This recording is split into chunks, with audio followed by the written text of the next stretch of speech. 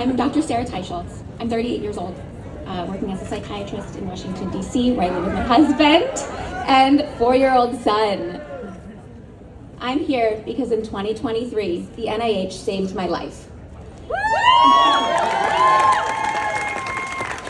2 years ago, I was pregnant with my second child when my routine prenatal genetic testing came back non-reportable. My OB didn't know what to make of it and suggested a repeat. Hours later, they called back to refer me to the NIH Identify trial based on the knowledge and recommendation of a concerned LabCorp geneticist. This trial was led by Dr. Bianchi, the previous director of the NIH National Institute of Child Health and Human Development, who was looking specifically at what was messing up the results of these cell-free DNA tests meant to examine fetal DNA. In many cases, Dr. Bianchi hypothesized it could be tumor DNA and could expose occult cancers that otherwise would not have been found. In my case, and in 50% of other cases like mine, she was right. Weeks later, I was in a full-body MRI at the NIH that detected a hidden tumor, and shortly later, I was diagnosed with cholangiocarcinoma, a rare and aggressive cancer with a 9% 5-year survival rate. It is a miracle that I am still here today, nearly 2.5 years later.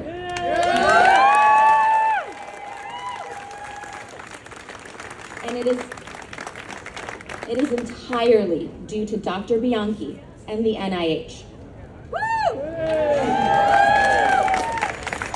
When going through cancer treatment, I gently declined the battle mentality that seems to accompany this diagnosis.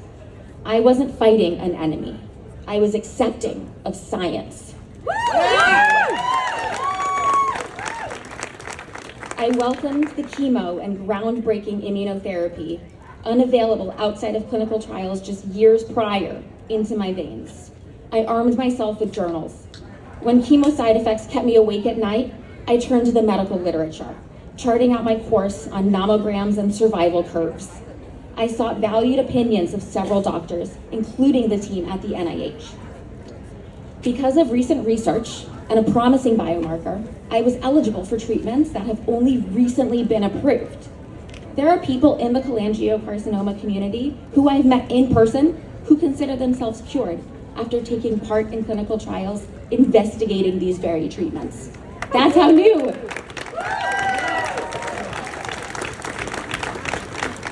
Being able to receive this treatment and following the exciting new studies with promising results, that gave me hope during my nightly literature reviews.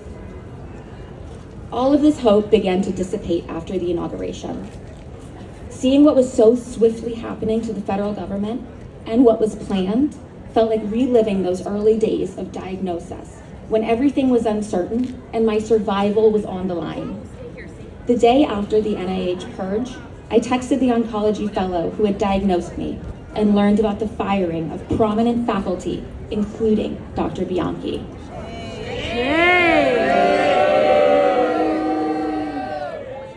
In that moment, I felt the impact of what was happening.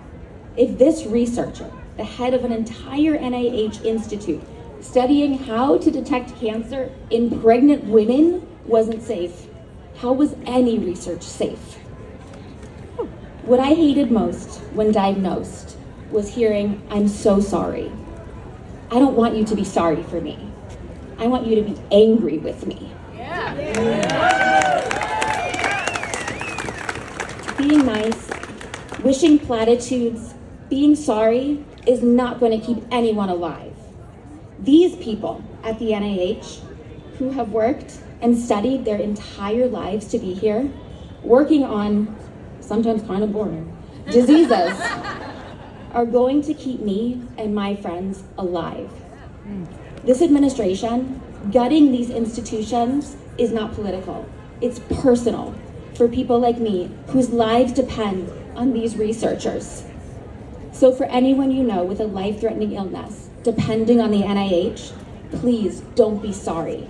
Be angry and be loud.